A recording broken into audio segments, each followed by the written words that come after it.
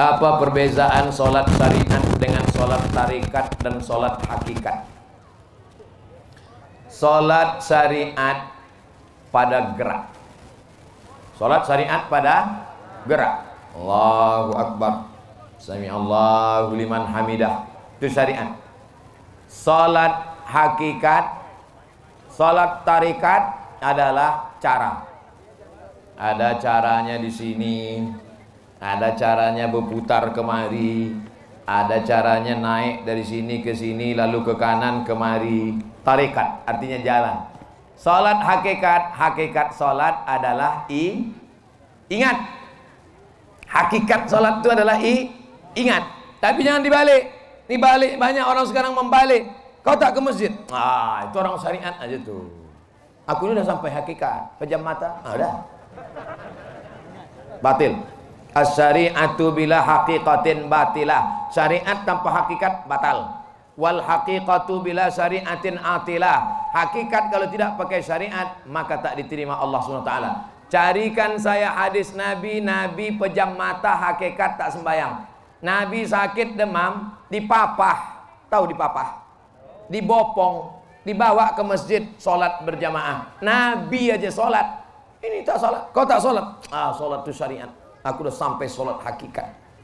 Kau tak mandi, aku mandi hakikat. Kau tak makan, makan mesti syariat. Giliran sholat hakikat, giliran zakat hakikat, giliran haji hakikat, giliran makan hakikat lah. Mana bisa? Mesti sejalan antara hakikat dengan syariat. Siapa yang tidak bersyariat maka bukan umat Muhammad sallallahu alaihi wasallam. Siapa saja di sini yang mengajarkan hakikat tanpa syariat, lapor ke Pak Ketua MUI, MUI akan mengeluarkan rekomendasi, polisi akan menangkap dia, dituntut di kejaksaan, bawa ke pengadilan negeri, dituntut penistaan agama, gol, masuk penjara, baru dia tahu. Sudah tahu caranya. Bagaimana untuk mewalikan seorang anak perempuan dari hasil kawin campuran yang tak pernah nikah? Orang berzina maka tidak dianggap menikah, maka perempuan itu tidak ada walinya. Tak ada walinya.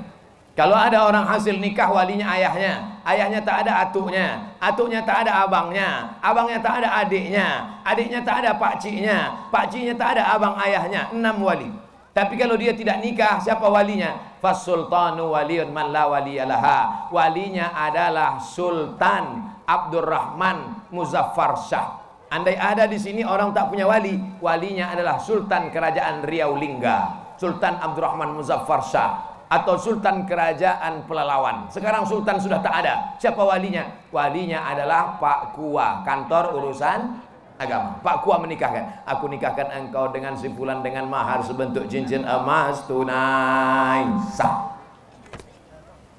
Mohon nasihat pencerahan Ustadz makmum yang tiap hari masbuk. Hobi pula masbuk. Di sholat salah fardu, padahal beliau imam yang ditunjuk untuk sholat fardu lainnya. Ini ada masalah. Ini bukan masbuk, ini merajuk ini. Merajuk dia ini. Datangi baik-baik. Pak Imam, kenapa Bapak selalu masbuk? Kenapa? Tanya.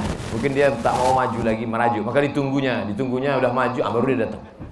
Ini bukan masalah agama, ini bukan masalah hukum halal haram. Saya selalu menjawab haram, halal, makruh, mubah, rukun, syarat, wajib, sunat. Orang merajuk datang baik-baik, tanya baik-baik. Bagaimana hukum koperasi simpan pinjam yang membagikan hasil saham setiap tahunnya? 100.000, 100.000, 100.000, 100.000, 100.000, 100.000, itu kumpul 10 juta. 10 juta disimpan. Siapa yang mau minjam, kasih 1 juta, bayar 1.200.000. Mau minjam 2 juta, bayar 2.500.000. Mau minjam 5 juta, bayar 5.500.000. Itu kumpul hasilnya, bagi-bagi. Riba.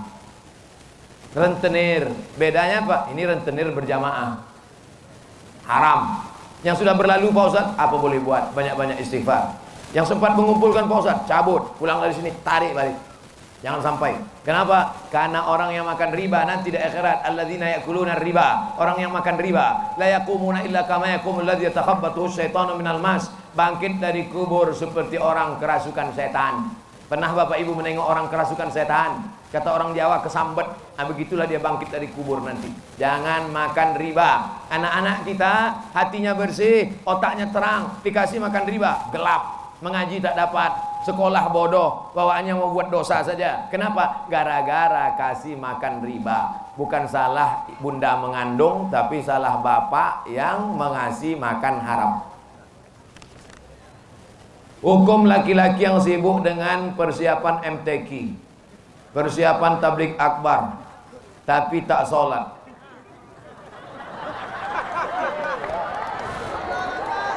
Bahkan bekerja di saat orang sedang sholat. Tujuan MTQ, hakikat MTQ supaya orang baca Quran. Betul? Isi Quran itu apa? Wa aqimus sholah, tegakkanlah sholat.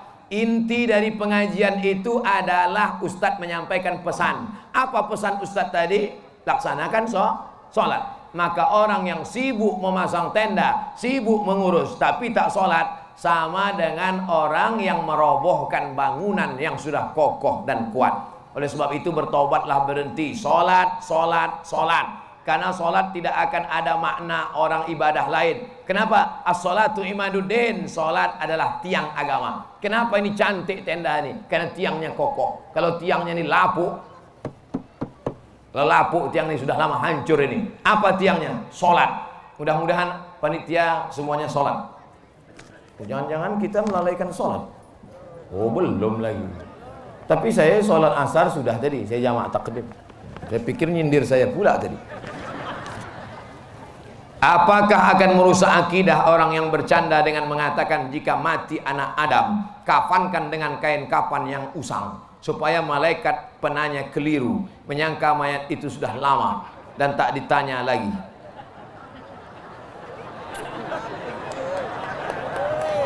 Nanti kalau aku mati, carikan kain kapan yang lapuk, lalu gulunglah aku kain kapan itu, masukkan ke liang lahat, supaya waktu malaikat nanti meriksa, ditengoknya, ini dah lama nih, tak usah kita periksa lagi.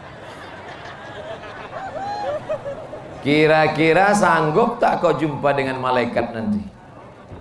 Kira-kira yang sudah menyebarkan cerita-cerita ini untuk lucu-lucu di kedai kopi, untuk ceramah supaya membuat orang ketawa sakit perut. Dalam ceramah saya pernah tak saya buat ceramah macam ini?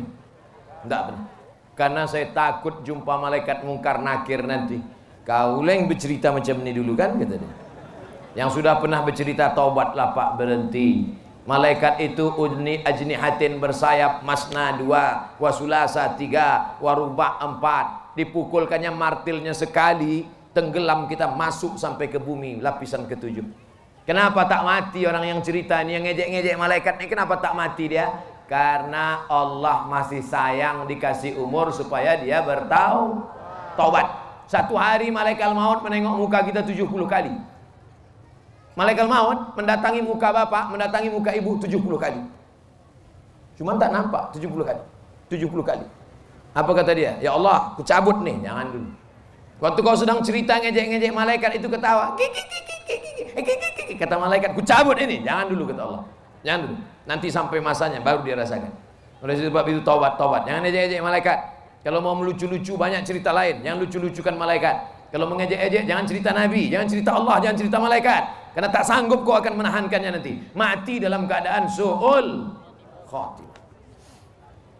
Apakah sah salat waktu jika imam tak tepat makharijul hurufnya dalam rukun bacaan Al-Fatihah? La salata liman lam yaqra bi Fatihatil kitab. Tidak sah salat orang kalau Fatihahnya tak betul, makharijul hurufnya betul. Bismillahirrahmanirrahim. Ada tasdid, bukan bismillahirrahmanirrahim. Ini guru-guru hati-hati. Bismillahirrahmanirrahim. Ada tasdid. Bismillahirrahmanirrahim. Ha itu dipegang dada tak bergetar. Kalau dipegang dada bergetar, huruf besar. Bergetar. Kalau huruf kecil, kalau mengajar gosok gigi dulu. Jangan sampai jamaah itu pengsan. Alhamdulillahi Ra-nya tafkhim tebal, bukan Ra, bukan Ra. Alhamdulillahi Rabbil Ain di dalam, bukan A. Alhamdulillahi Rabbil Alamin. Tasdid lagi. Ar-Rahmanir Rahim. Mimnya panjang. Maliki Yaumiddin. Iyanya panjang. Iya pakai tasdid, bukan iyaka. Banyak juga iyyaka na'budu wa iyyaka nasta'in. Iyyaka na'budu wa iyyaka nasta'in. Ha besar, ih bergetar, ih so tebal, bukan sin, bukan sa. Ihdinas siratal mustaqim. Qaf di sini. Siratal ladzi, za, bukan za, bukan ja, bukan za, za. Letakkan ujung lidah di ujung gigi. Mohon maaf Pak Ustaz, kenapa? Gigi tinggal di rumah. Siratal ladzina an'amta alaihim. Ra, bukan G. Ghairil maghdubi, tebal. Ghairil maghdubi alaihim. Ulang sekali dha. Waladdallin. Amin. Dengarkan bacaan Al-Fatihah. Saya pergi ke Palembang, datang petugas di airport mengejar saya di belakang. Saya sangka saya dicurigai bawa narkoba, atau saya dicurigai bawa virus corona. Dikejarnya dari belakang. Ustaz, ada apa? Bisa kita ke pinggir sebentar? Oke, jangan sampai ditengok orang. Ada apa? Dengarkan Fatihah saya Pak Ustaz. Minta dengarkan Fatihah. Baca saya. Pegawai di airport, duitnya banyak, orang kaya, masih mau minta dengarkan Fatihah. Ini susah, miskin, melarat, sombong, lewat kita cuek aja deh. Apakah memuji, memuja dan menyanjung manusia itu termasuk menyembah berhala? Selama saya di sini tadi ada saya puji-puji pejabat-pejabatnya. Ada saya puji melambung, buat bapak yang ganteng, yang ini, yang itu, yang ini. Habis itu melambung, hilang ditelan.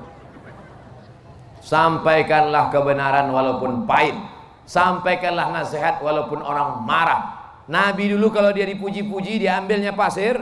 Nabi kalau dipuji-puji, diambilnya pasir, dilemparkannya muka. Maka ibu, siap-siapkan pasir.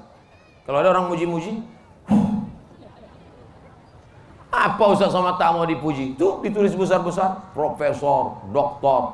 Dulu saya ngatakan jangan tulis titel, tulis saja UAS, Ustadz Abdul Somad.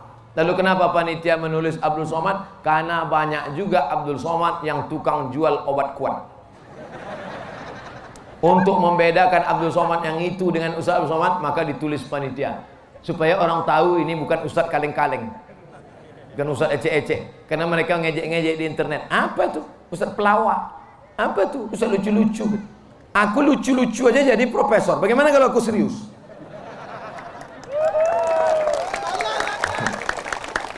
Nanti saya wah betul serius bicara masalah hadis 600 halaman kok pengsan. Oleh sebab itu maka selama ada tujuan niatnya baik. Tapi kalau hanya untuk memuji orang, melambung-lambungkan orang, maka pujian adalah bagian daripada masuk orang kepada riya, kepada sum'ah. Mudah-mudahan Allah menyelamatkan kita dari penyakit riya dan sum'ah ini insyaallah. Amin. Ala hazihin niyah, untuk niat yang baik ini. Al-Fatihah.